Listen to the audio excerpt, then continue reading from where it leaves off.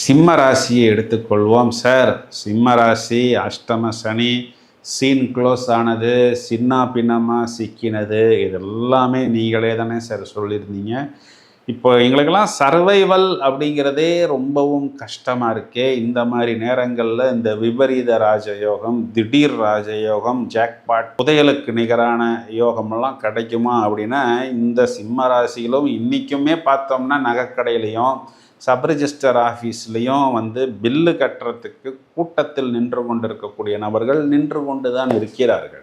உச்சத்துக்கு வர வேண்டும், ஒரு வெற்றியை ருசிக்க வேண்டும்னு போராடி கொண்டிருக்கக்கூடிய நபர்களுக்கும் அந்த வெற்றியை எப்படி நாம் தட்டி பறிப்பது, அதற்குண்டான அந்த அதிர்ஷ்டத்தை எப்படி திரும்பி பார்க்க வைப்பது. இதில் பார்த்தோம் அப்படின்னா, உங்களுக்கு சாட்டர்ன் 8ஆம் இடத்தில் இருக்கிறார். 6ஆம் இடத்துக்கு அதிபதி உங்களுக்கு சாட்டர்ன் 8ஆம் இடத்துக்கு வருவதே இந்த 6-8 அமைப்பே திடீர் ராஜயோகம், விபரீத ராஜயோகம் அப்படின்னு தான் சாஸ்திரங்களில் சொல்லப்பட்டிருக்கிறது.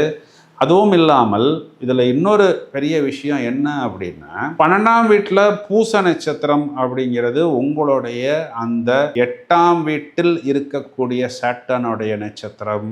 அவர் தான் உங்களுக்கு அந்த 6ஆம் வீட்டுக்கும் அதிபதியாக வருகிறார். அப்போது 6, 8, 12 அதிபதிகளுடைய தொடர்பு அப்படிங்கிறது ஒருவேளை உங்களுடைய ஜனனகால ஜாதகத்தில் இருந்தால் கண்டிப்பாக அது விபரீத ராஜயோகம்.